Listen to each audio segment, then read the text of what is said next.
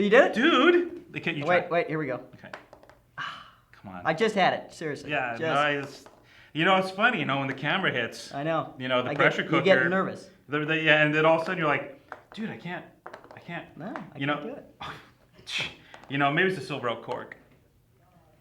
That's what it is. You know what it is? I don't think we've had enough wine. We haven't had enough wine.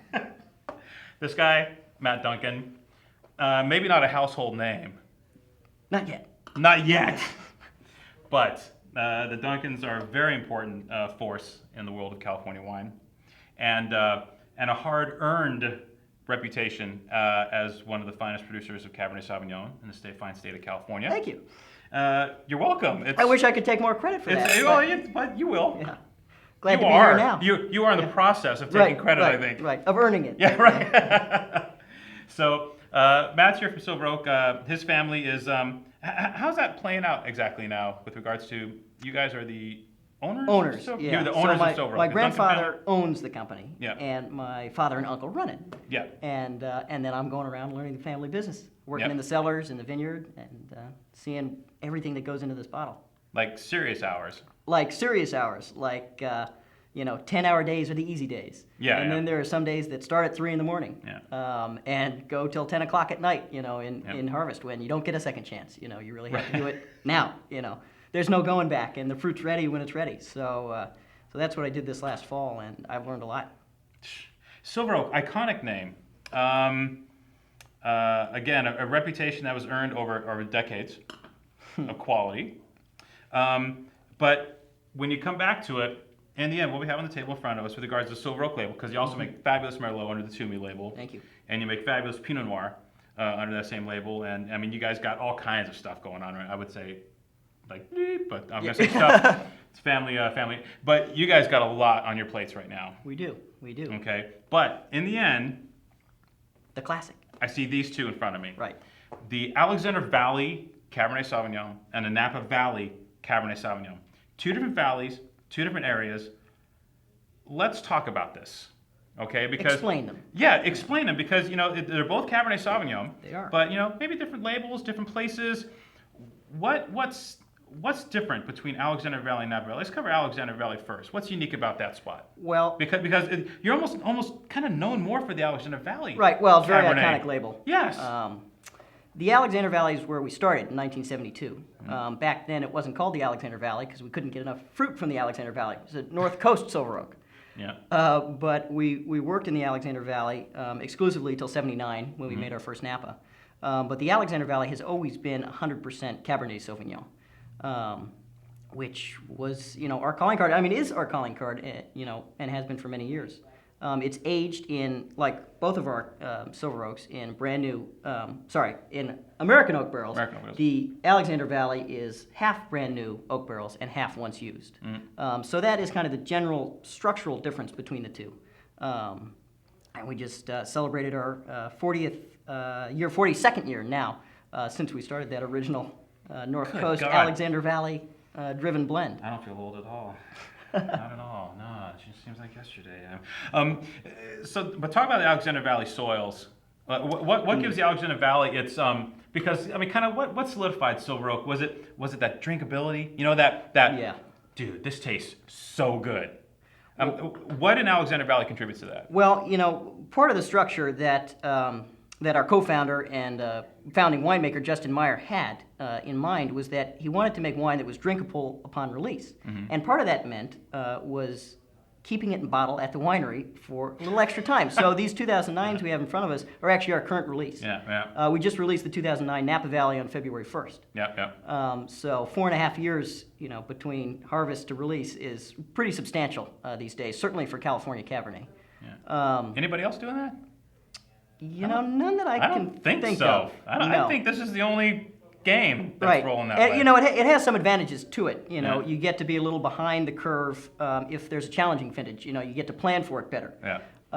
But that also means that once other people are maybe on a stronger vintage, well, you're still, back on this other thing. But we seem to be not immune, but we have some advantages with our style and just our consistency in weathering some of those vintage.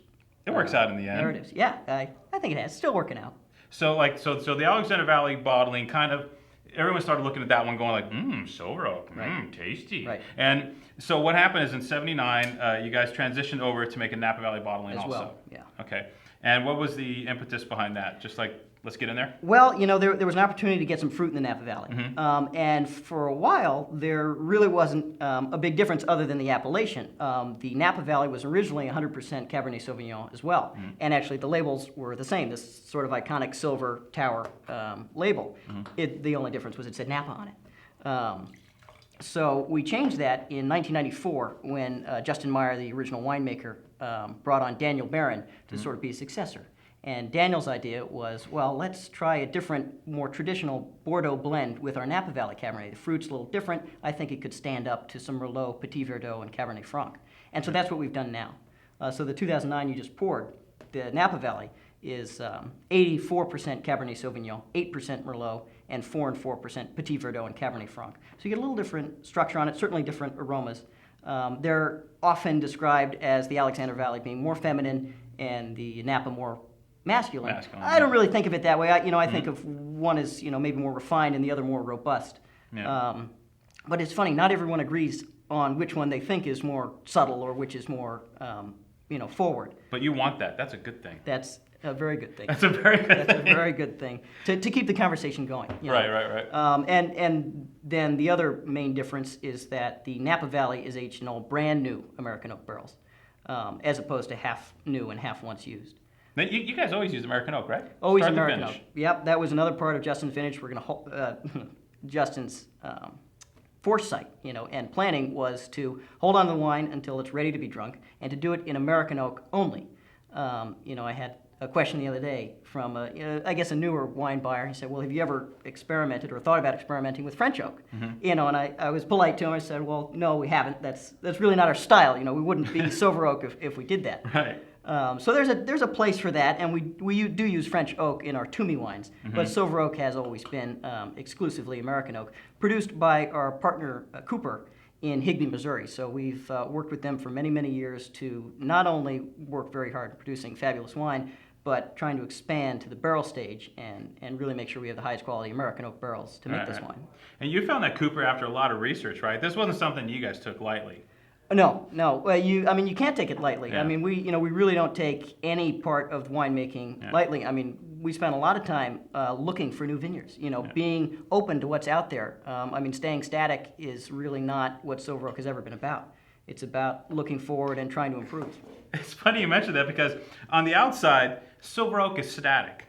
Right. Well, but on the inside, consistent, it's iconic. this kind of like churning, Right. What do we need to do next to keep doing this Right. on a consistent basis? Right. Even it's actually funny you mentioned that because the 2009 vintage we have in front of us was the first year we started doing berry sensory analysis, which is a subtle change in our grape berry tasting during harvest that the winemaking team does to try and determine perfect picking times. But it's actually had a big effect for us, and we think it's really helped our quality. Berry sensory analysis. So just like a glass of wine that you have in front of you, you might look at the color first, and then the aromas, and then taste it, and then go through the different progressions on the palate, and look at the fruit, the tannins, the structure. When you're in the vineyard sampling berries, what you can do is find a consistent way to chew the fruit, to examine it, to look at the color, the seed ripeness, the skin ripeness, the stem ripeness. And when you do that, you actually get a much clearer picture of what the entire vineyard's looking like. If you just take a sample bag of berries, which was actually my job during harvest. Refractometer, yeah. Well, or sample them, fill up bags, bring it back to the lab, and then kind of make a mess. It's they're sweet, you're sugary. It's harvest. Yeah. But what you can do is move beyond just those lab samples. What are the sugars? What are the acids? And how does this vineyard taste? Well, actually, this ridge up top is much closer to being ready to pick, and this lower part isn't. And sometimes we can get creative and pick half of a block of a vineyard and leave another one. Yeah. It's really given us much more information, and so it's had a great effect. 2009 was the first year we did that, so it's really great to be able to share some of those wines now.